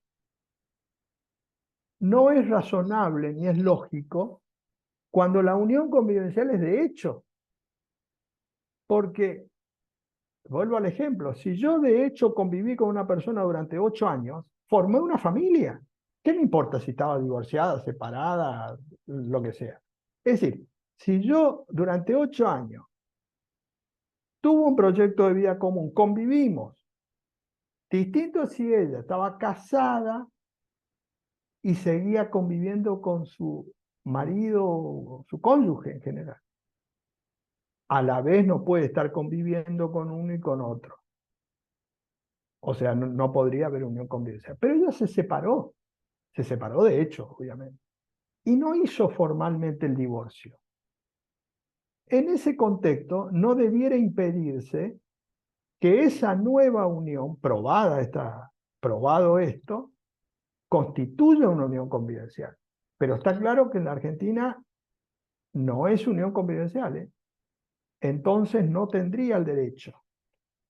Digo esto porque tanto en la atribución de la vivienda como en el caso de compensación económica, hay muchos casos que se rechazaron el derecho de unión convivencial porque uno tenía impedimento de ligamen. Entonces, eso es algo que es importante porque está condicionado a que yo cumpla con todos esos requisitos, porque si no se cumple con esos requisitos no hay unión convivencial y por lo tanto no hay compensación económica. Y esto pasa muchas veces en la cual se introduce en el juicio de compensación económica la negativa de la unión convivencial. Y entonces ahí hay que probar primero la unión convivencial Y después entramos a hablar de la compensación económica. Ahí por eso decía, además de que si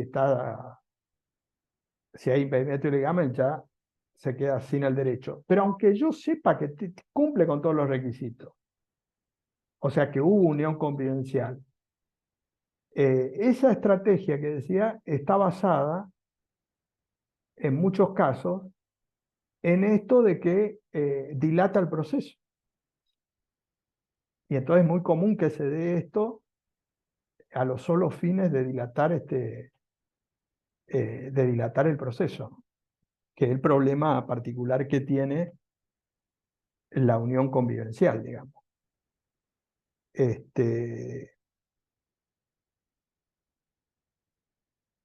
Pero bueno, alimento, digamos, no. Doctor, Si se perdón, en separaron, esos casos, no es viable. Sí, perdón, doctor, en esos casos donde hay impedimento de ligamen, uno cuando pide a la justicia debería ya ofrecer prueba para aprobar la convivencia y también plantear la inconstitucionalidad de ese artículo sí, que establece sí, que sí, a mí me parece que, sí, juntamente. claro, porque yo te planteo una situación que se ha dado para que vean la inconstitucionalidad. Me voy a convivir con una persona que está casada, separada de hecho, nunca hizo el divorcio.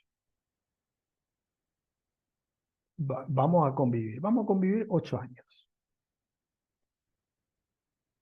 por un tiempo largo. A los 8 años cesa la convivencia. Y en ese caso, mi cónyuge, mi conviviente, perdón, entre comillas, conviviente, no podría pedir la atribución de la vivienda, por ejemplo. Y uno dice, pero si esa persona vivió 8 años ahí, tuvo la sede del hogar común, ¿qué me importa que sea divorciada, casada, polígama o lo que fuera, a este efecto? Es decir, a mí lo que me tiene que interesar acá es que esa persona vivió ahí 8 años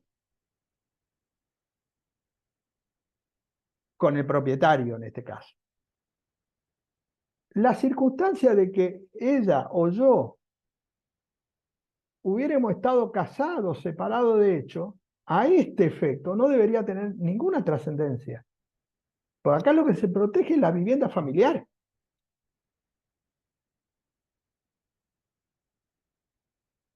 Por eso digo lo de inconstitucional, porque me parece que es introducir la condición del estado de familia, del estado civil, perdón, justamente le digo que no es familia, y en realidad es familia. Es más, vos fíjate el absurdo. Esa persona vivió 8 años conmigo. Puedo iniciar en ANSES la pensión. Aunque haya estado casada, haya impedimento legal. Puede recibir la indemnización por muerte del trabajador. Si yo fallezco por accidente, por ejemplo, en mi trabajo, ella por el 248, la ley de contrato de trabajo, podría recibir la indemnización, aunque esté casada de otra unión. Puede, por un accidente de tránsito, si fallezco en esas condiciones, ella puede demandar por daño, por 1741, aunque esté casada, separada de hecho. O sea, fíjense, para que se vea el absurdo, el Estado le reconoce como familia en el régimen actual a esta persona por el derecho de daños, para reclamar daños, le da un derecho por contrato de trabajo de una ley de 1970 y piquito, mira, 50 años, porque este 248 está de la década del 70, no es algo nuevo. Y le da el derecho de pensión, de 1987, 85, perdón, que se introdujo el derecho de pensión de la conviviente. Y ahí se prevé que tiene aún derecho aunque tenga impedimento de ligamen. 50 años hace. No existía la reforma constitucional no existía el concepto de familia amplio, la única familia era el matrimonio. Y sin embargo se le daban esos derechos, el Estado le reconocía como familia. Muy bien. Ahora voy al nuevo código. Bueno, ya hice el trámite de ANSES, tengo la demanda de daño y perjuicio, tengo la indemnización por muerte del trabajador, todos derechos extrafamiliares. Ahora voy a un abogado para pedir mi derecho de familia, que es lo que estamos hablando. Y me dice, un derecho de familia vinculado con un derecho humano que me atribuya la vivienda, que estoy viviendo 8 años. ¿Y qué me dice el Estado? No, no, usted no estaba en unión convivencial, porque usted se fue a convivir con una persona que estaba casada, separada de hecho. O sea, no es familia. O sea, no tengo un derecho humano como la vivienda. Por eso digo humano, porque ya ni siquiera hablo de familia. Hablo del 14 bis de la Constitución Nacional, cuando la jurisprudencia habla de la vivienda. O sea, si lo comparo con los otros fueros, con las otras leyes, lo más regresivo es el derecho de familia. Por eso digo, el tema es que el régimen es ese.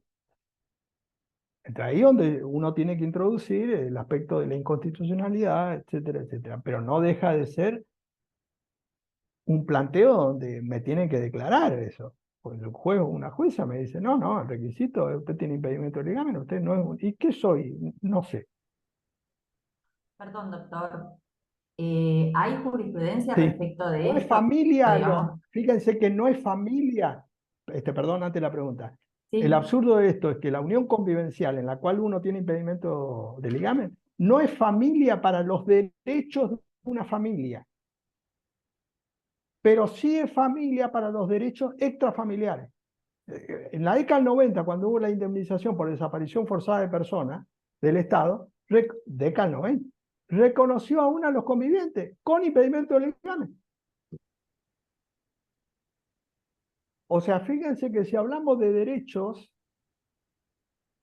fuera de familia, hace rato el derecho argentino ya lo reconoce como familia, aún el que tenga impedimento de ligamen. Hoy, cuando nosotros hablamos de un concepto amplio de familia, de inclusión, le decimos, no, no, usted no es familia. ¿Cómo se fue a vivir con una que está casada? Un poco más y me privan de mi libertad. Claro, Doctor, porque lo único que faltaba al Estado que diga, ¿cómo se va a vivir con una casada? Sí. doctor, le quiero hacer una consulta. ¿Cómo juega el tema de la autonomía de la voluntad de las partes en este caso en particular, que de por sí es raro, como usted dice, para todos los demás ámbitos es familia, para lo que es propiamente familia no es familia, ¿no? Como usted decía recién. Pero ¿cómo juega la autonomía de la voluntad? Las partes nunca quisieron, digamos, la mujer no quiso deshacer Pero, claro, pero es que estos son derechos de una familia. ¿De qué estamos hablando acá? Atribución de la vivienda y de compensación económica. Acá, a ver, yo me fui a vivir con una persona de 8 años y se dedicó a las tareas del hogar. Bárbaro. Se dedicó a las tareas del hogar, dejó su profesión, arte, industria, se dedicó a las tareas del hogar. Tiene compensación económica. Bueno, vivimos 8 años. A los 8 años le digo, bueno, esto se terminó. Perfecto, me dice, muy bien. Ahora yo te voy a reclamar compensación económica. Bueno, si ella estaba casada, separada de hecho, no me puede reclamar compensación económica. ¿Y qué tiene que ver que haya estado casada, separada de hecho con otro? ¿Cómo puede perder un derecho como la compensación económica por la circunstancia de que no haya estado divorciada o no haya enviudado? La realidad es que es eso. Y por eso pongo el ejemplo de los otros fueros, de otras leyes, no de los otros fueros, porque esto que estoy diciendo no es de la jurisprudencia laboral previsional de daño, es la ley. Y entonces, el derecho de daño, en el nuevo código te dice, ¿qué me importa si es casado, soltero, divorciado, viudo? Me atropelló un auto, el afecto como familia es el mismo. Y acá en familia, para pedirme la vivienda, que estamos hablando del ABC, estamos hablando, la vivienda de compensación económica, me dice, no, no, ¿cómo se va a vivir con un casado, una casada? Esto es inmoral, por lo tanto, no tiene derecho.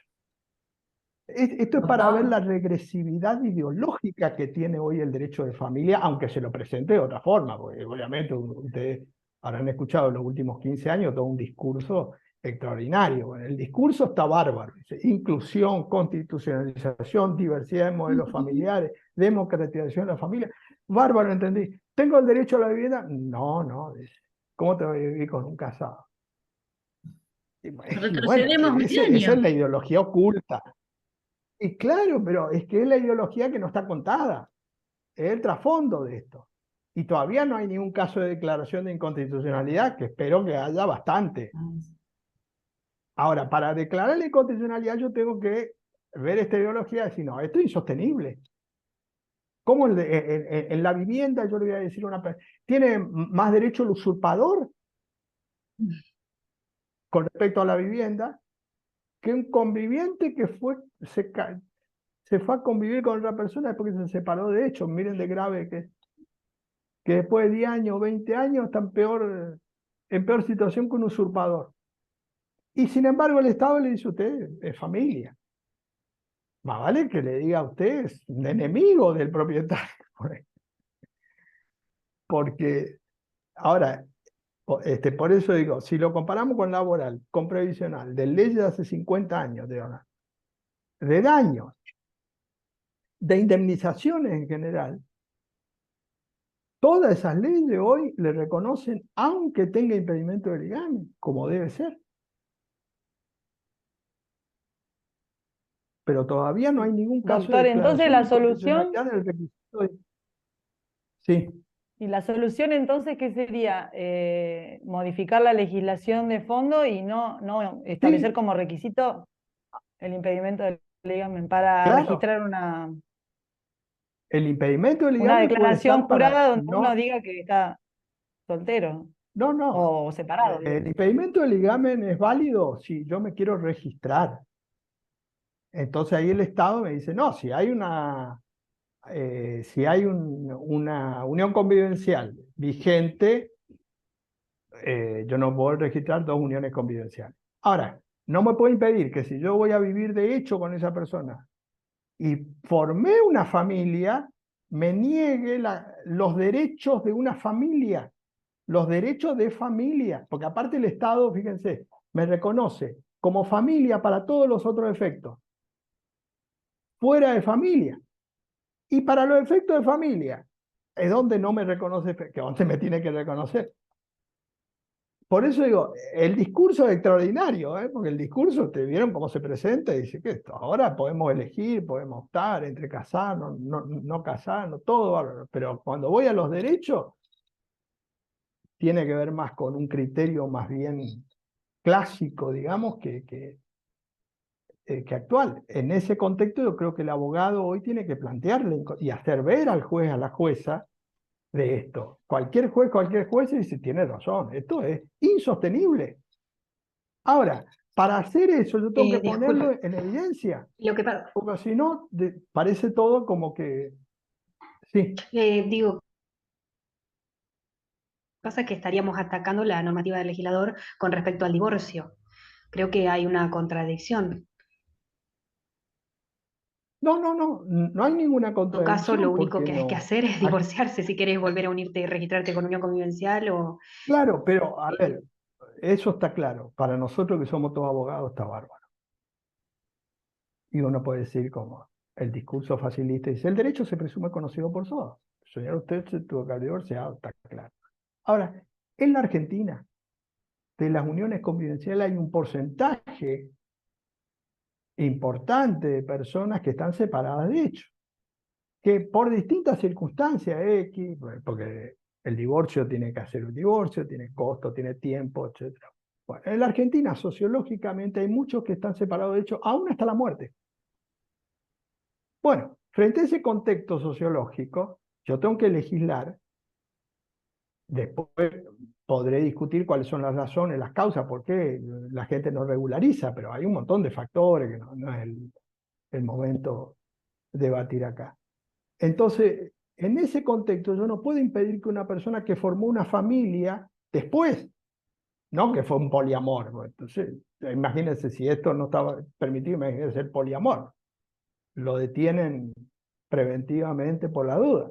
Estamos hablando de una relación que terminó de 2 y después cesó la convivencia, no hizo el divorcio y se fue a convivir con otra persona. Muchos casos de eso. Bueno, esas personas no tienen por el derecho de familia ningún derecho, ni de la vivienda ni de la compensación económica. Por eso traigo a colación los otros fueros, porque uno dice, bueno, pero la Argentina es coherente, porque la Argentina dice, no le reconoce como familia. Entonces vamos a discutirlo ideológicamente desde ese punto de vista. No. Ojalá que hubiesen legislado lo que hacían previsional o laboral, porque si en previsional y en laboral le dieron el concepto de estoy hablando de 1870 y 1985, la ley de contrato de trabajo, 1971, 72 y 1985. Fíjense que había un solo modelo de familia, no estaba la reforma constitucional, no estaban los tratados internacionales y no había divorcio. O sea que el modelo era familia única, matrimonial, indisoluble. En esa ética legislativa, el legislador dijo, vamos a reconocerle a esto como familia porque es una situación de hecho. No digamos que es una familia, pero vamos a darle derecho. Entonces ahora me voy al 2015, cuando ya tenemos todos estos tratados internacionales, reformas constitucionales, ahora hablamos de las familias, diversidad, etcétera, uniones convivenciales, perfecto. Antes me dicen, no eran familias, pero tienen derechos.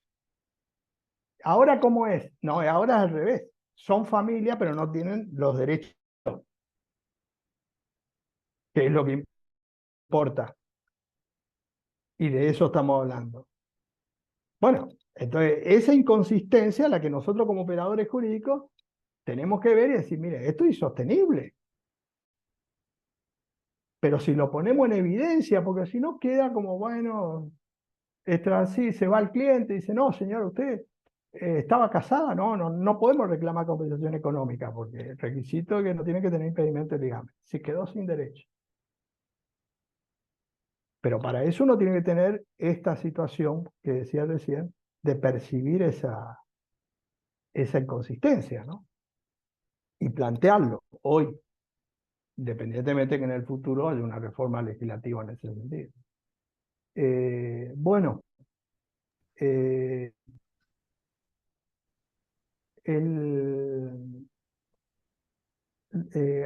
antes que me olvide, quería invitarlos en el 7 de junio, también el Colegio de Abogados de Azul adhiere. El 7 de junio hacemos el Foro Internacional de Familia y Sucesión en la UBA, como todos los años.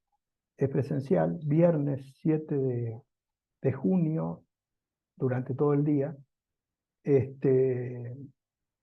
Así que para el que quiera concurrir, la entrada es gratuita y el presente hay que darlo en ese momento a los fines del certificado. Cualquier cosa, la información también está en mi Instagram, que es nestor.e.solari. Así que los invitamos para el que quiera asistir, que se van a tratar durante todo el día temas de familia y sucesiones, ¿no? Bueno, Blanca, no sé si para ir terminando por hoy, seguimos el martes que viene. ¿Hay alguna consulta más?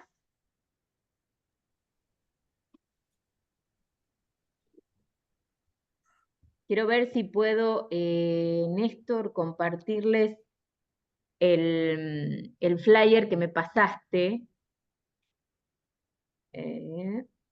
Bueno, si no la próxima, sí. A ver si lo puedo compartir. Sí, ahí está. Ahí está el flyer. En el chat. ¿Lo quieren descargar? Sí. Está en el Instagram. ¿Luján? No, que decía que está en el Instagram. Yo lo empecé a seguir y ya lo tengo acá. Perfecto, ahí tienen otro dato sí, que nos da la doctora Martín. Sí, que están también ahí varios expositores y otros. Bien, bueno, nos encontramos el próximo martes entonces. Así que bueno, seguimos el martes. Cualquier tema, sí, Eso que dije al comienzo, cualquier aspecto puntual que alguien quiere que se trate, pues vamos a tratar distintos temas, pero digo, si alguien en particular quiere alguna temática, después nos dice para abordarla. Bueno, y recuerden que entramos con el Bueno, mismo ID que hoy, ¿sí? Así que bueno, nos encontramos el martes bueno, próximo. Gracias. Muchísimas gracias. Gracias, Néstor. gracias. Hasta pronto. Gracias a ustedes, gracias. Chao. Gracias a ustedes.